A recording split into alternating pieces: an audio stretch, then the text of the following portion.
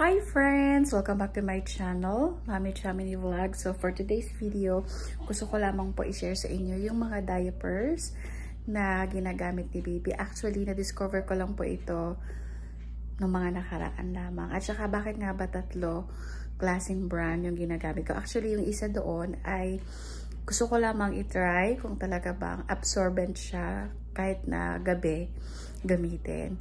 So, tara, tulungan nyo ako na una, i-unbox yung isa. Ito po ay yung dumating kanina. So, ito po ay Korean diaper.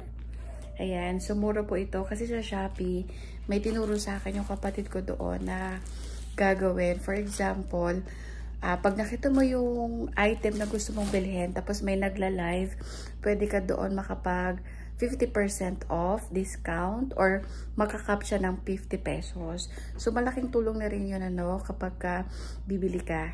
So, tara! So, ito na nga, mag-unbox tayo dito ng Korean diaper. So, kaya ko to nagustuhan kasi manipis lamang po siya at saka matagal mo din naman siyang magagamit. Basta wag lang pupo ng pupo si baby. Kung wiwi lang siya, pwede mo siyang magamit ng 4 to 8 hours. Yes po. At saka ito pong medium size na ito ay medyo malaki siya kay baby.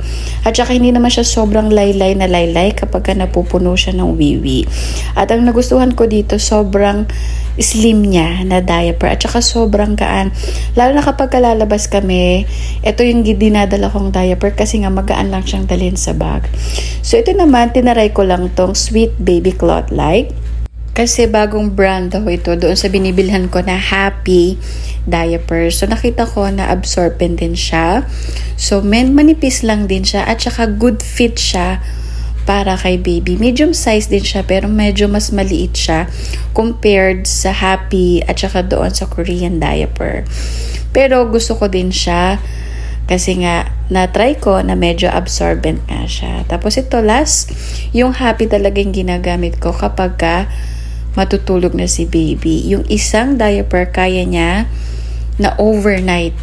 Kahit na magwiwi siya na magwiwi. Kapag tinanggal mo siya sa umaga, punong-puno siya, pero hindi po siya basa. Dry pa rin si baby.